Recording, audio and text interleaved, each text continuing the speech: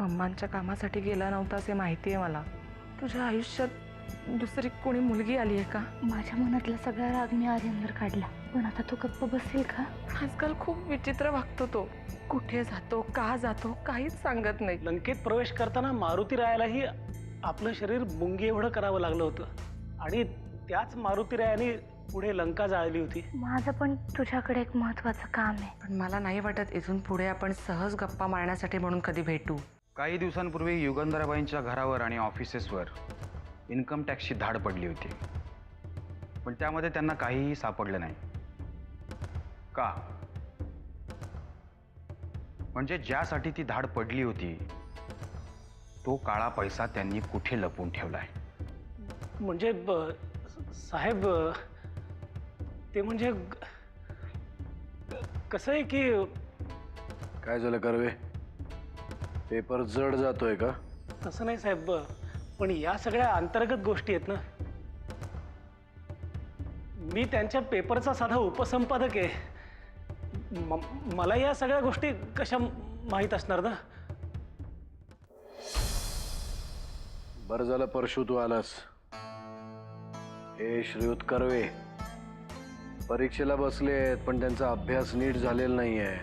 न्या घेऊ का त्यांचा अभ्यास? पण ह्यो मास्तर छड्या मारणारा मास्तर आहे बर का.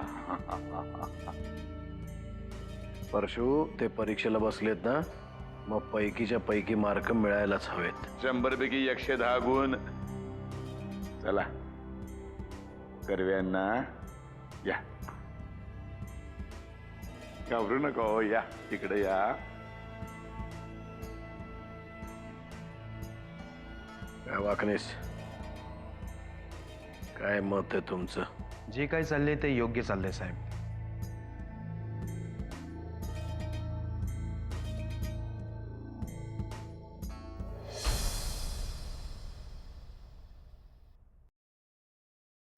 आर्यन, कुठे चाललायस? बाहेर जाऊन येतो जरा. बाहेर? माझ्या कामासाठी? नाही, माझं काम आहे बाहेर.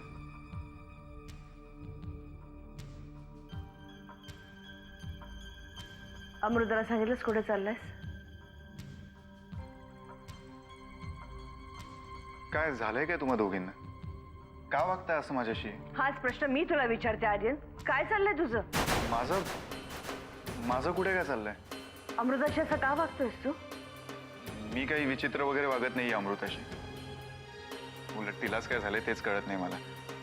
मूर्खासारखं बोलत असते. आर्यन, बायको आहे ती तुझी, आणि कोण कसं वागतंय मला चांगलं कळतंय. मामा, या विषयावर आपण नंतर बोलूया. मला उशीर होतो आता. आर्यन थांब, माझं बोलणं अजून पूर्ण झालेलं नाहीये. तुझं काय चाललंय मला माहित नाही, पण अमृताच्या बाबतीत हे चालणार नाही आर्यन. अमृता माझी सून आहे, या घरची सून आहे. तिला कसलाही त्रास झालेला मी खपवून घेणार नाही. यापुढे तुझी कुठलीही तक्रार तिच्या बाबतीत आली तर... हे मामा, मामा काय झालं तुला? हे त्रास होतोय का तुला? मी डॉक्टरांना बोलू? मी ठीक आहे. मामा सावकाश, तू तुझ्या खोलीत चल. तू चल सावकाश.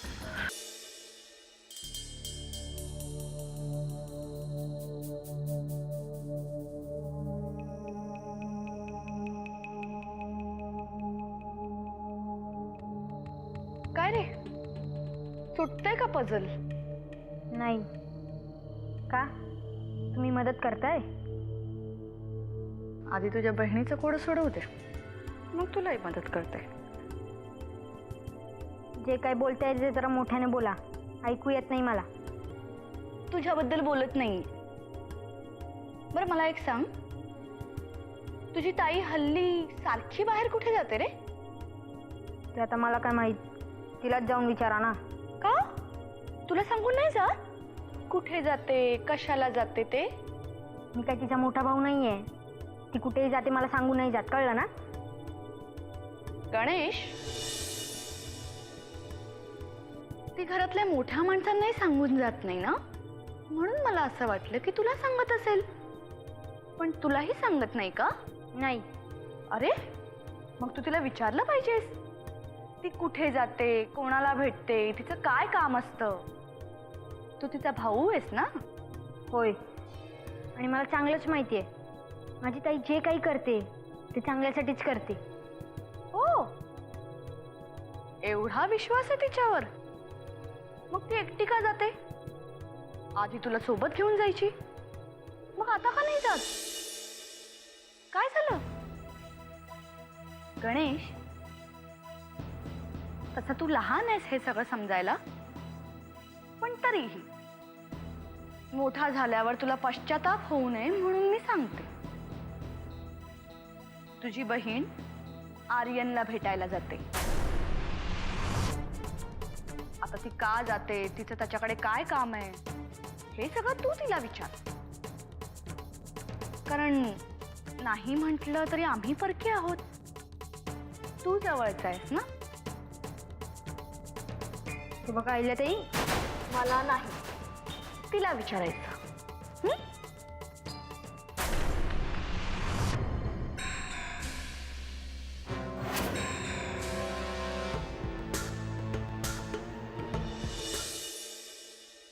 अमृता, मी डॉक्टरांकडे जाऊन येतोय. तू का? काय झालं? अगं मला बरं वाटत नाहीये, अचानक काहीतरी झालंय. मी डॉक्टरांना घेऊन येतो घरी. ओके? अरे पण मग फोन कर ना, जायची काय गरज आहे? अमृता, मला कळत नाही असं वाटतं का तुला? हे बघ, फोन केला मी, डॉक्टरांना नाही लागत आहे फोन. मी घेऊन येतो त्यांना. तू प्लीज घरी थांब, बाहेर नको जाऊस. ओके? हो, मी मम्मांबरोबर थांबते, तू नको काळजी करूस. तू जाऊन ये. आलोच मी.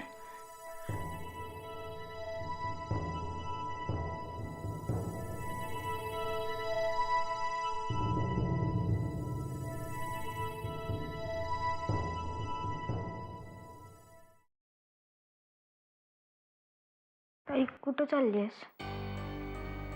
कुठं चालली आहे म्हणजे? बाहेर चालली. नाही, बाहेर म्हणजे कुठे? गण्या, असं का विचारतोय? हा, काय झालंय? ताई मला काही नाही झालंय. ताई मला खरं सांग, तू नक्की कुठं चालली आहेस? मी देवळात चालली आहे. का? माझ्या देवळात जाण्याने तुला काही अडचण आहे का? नाही, चल मी पण येतो तुझ्या बरोबर. तू कशाला येतोय? तुझा जाऊन तुझा अभ्यास कर, मी येते जाऊन. ताई म्हणजे तू देवळात नाही जातेस ना? गण्या, काय झालंय का तुला? असं काय बोलतोय? ताई मला काही नाही, तुलाच काय ते झालंय. आधी तू कुठेही जाताना मला बरोबर घेऊन जायचीस, आणि आता तू का नाही नेत मला? आणि मला माहिती आहे तसं, पण तुला काही देवळात जायचं नसतं. म्हणजे? ताई मला खरं सांग, तू घरात कोणालाही न सांगता त्या आर्यनला भेटायला जातेस ना रोज?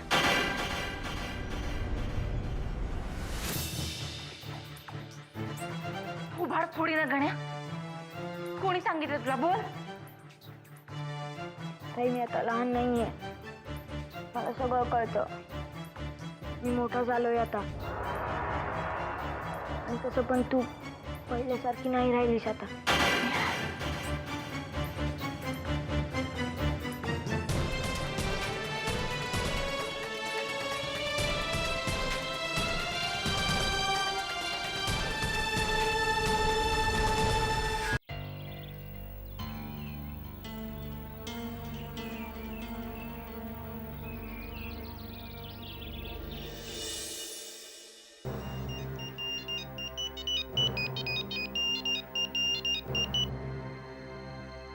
हॅलो.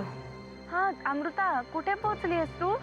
जानकी, अगं मी तुलाच फोन करणार होते. बरं झालं तूच फोन केलास. म्हणजे कुठे आहेस, कुठे तू? अगं मी अजून माझ्याच घरी आहे, आणि मला नाही वाटत मी एवढ्या लवकर इथून निघू शकेन. अगं तूच मला इकडे भेटायला बोलवलंस ना? असा कांत पाहताय माझा. नाही, हे बघ जानकी, मला माहिती आहे माझं चुकलंय. अगं पण मम्मांची तब्येत अचानक बिघडली आहे.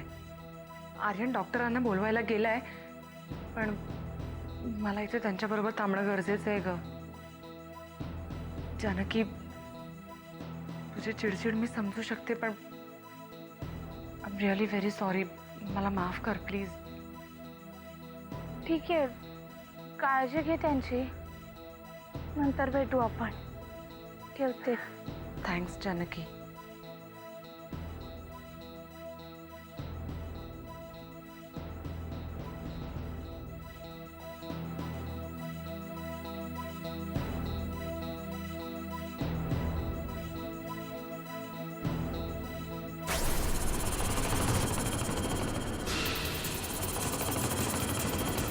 काय ग, तेवढी का दचकतेस? खरं तर आश्चर्याचा धक्का मला बसलाय. तू इथे काय करतेस? मी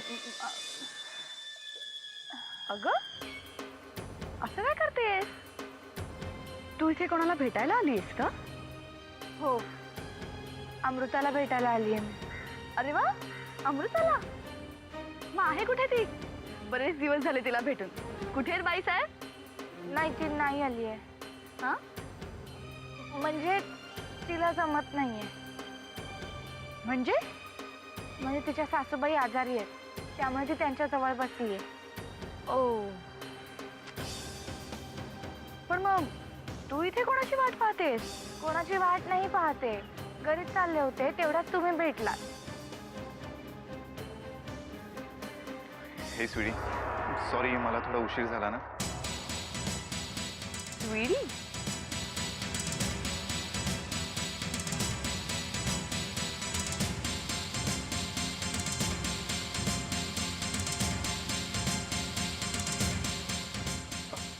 तुम्ही तुम्ही इथे काय करताय? खरं तर हा प्रश्न मी तुला विचारला पाहिजे. तू इथे कसा काय?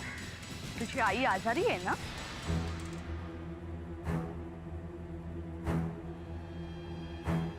माझी आई? जानकी, या असं का बोलता? अमृता कुठे आहे? अमृता असेल, घरी असेल का? अरे, असं काय करतोय? इनफॅक्ट ही तिलाच भेटायला इथे आली आहे. हो ना ग? अहिल्याताई, तुम्हाला काही माहिती नाहीये. तुम्ही अच्छा, मला काही माहित नाहीये का तुला कळत नाहीये काय बोलावं ते? एक मिनिट प्लीज, मला कोणी सांगेल का काय चाललंय इथे? तुला सांगण्याची गरज नाही. आणि तुला सांगण्यापेक्षा भाऊजींना सगळं माहिती असणं जास्त गरजेचं नाही का?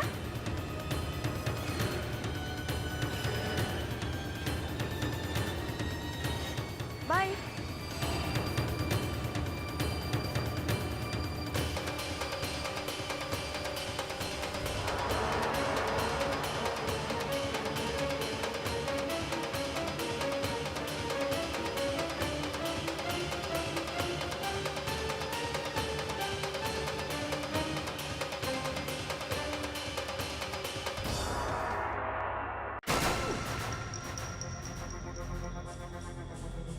धुणं धुतात की नाही तसा बडव बडव बडवलाय, पण काय आठवतच नाही म्हणतो. आठवेल आठवेल, काय करावे? हे बघा किल्लेदार साहेब, मी एक पत्रकार आहे आणि माझ्यावर हात उचलून तुम्ही खूप मोठी चूक केली आहे. चुका सुद्धा मी मोठ्याच करतो, कारण लहान गोष्टी करण्यामध्ये मला रस नाही. कळलं करावे? तर मी जे प्रश्न विचारले त्यांची उत्तर देताय का? मी उत्तर नाही दिलं तर? मृत्यू मृत्यू आणि उत्तर दिली तर सुटका. आता तूच ठरव करव्या, मृ कसू ते. पण मी जर का सगळं खरं सांगितलं तर तुम्ही मला सोडा. तुला ठेवून घ्यायला तू काय मल्लिका आहे?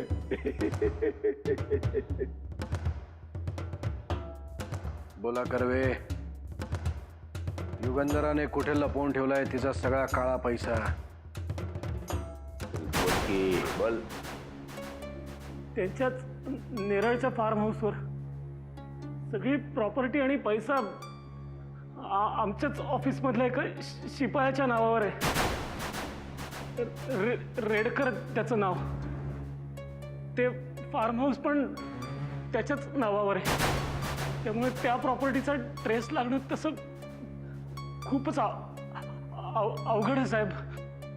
परशो, वाकणीसांना फोन कर आणि त्यांना सांग इन्कम टॅक्स कमिशनरशी बोलून घ्या. जी.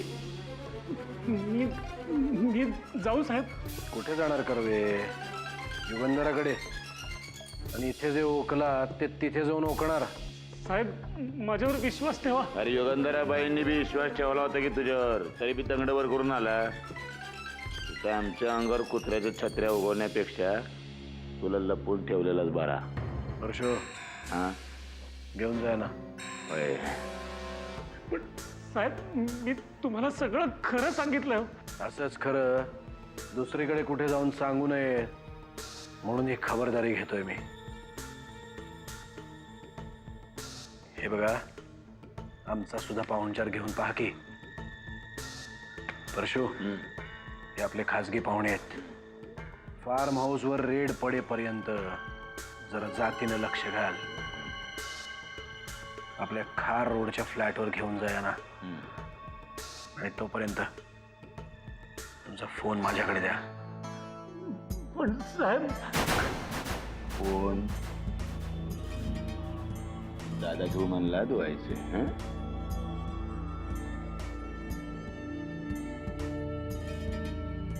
घे. तुझ्या ताब्यात आहे.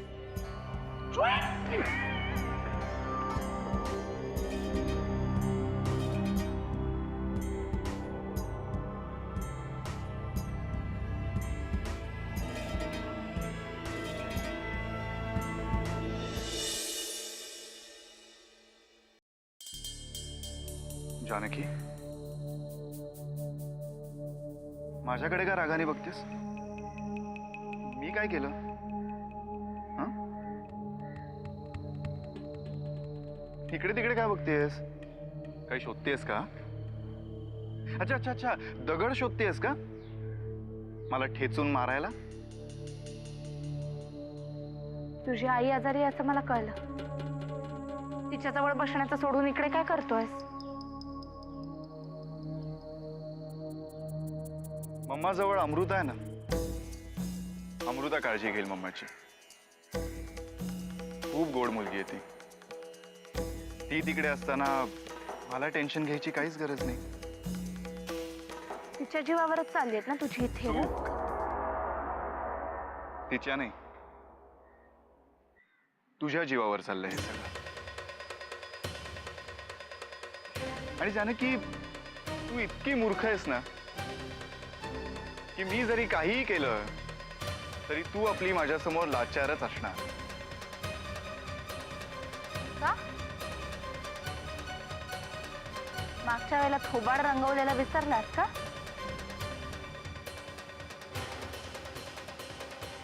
कसं विसरीन जानकी? ती जखम माझ्या काळजाला झाली. अजूनही झोंबते ती जखम. रात्र रात्र मला झोपू देत नाहीये. मी कसं विसरेन? मग काय फिट्टम फाट करण्यासाठी आलायस का इकडे? एक काम कर, दुसरा पण गाल पुढे कर. त्यावरही एक ठेवून देते, म्हणजे होईल फिट्टम फाट. होईल. फिट्टम फाट तर नक्कीच होईल जानकी, पण वेगळ्या पद्धतीने. तू मला दिलेल्या जखमेची आग आता अमृताच्या काळजाची कशी लाही लाही करते ना, ते बघच. आर्यन, आर्यन, तू अमृताला काही जरी केलंस ना तरी मी तुला. माझं काही करू शकत नाही जानकी.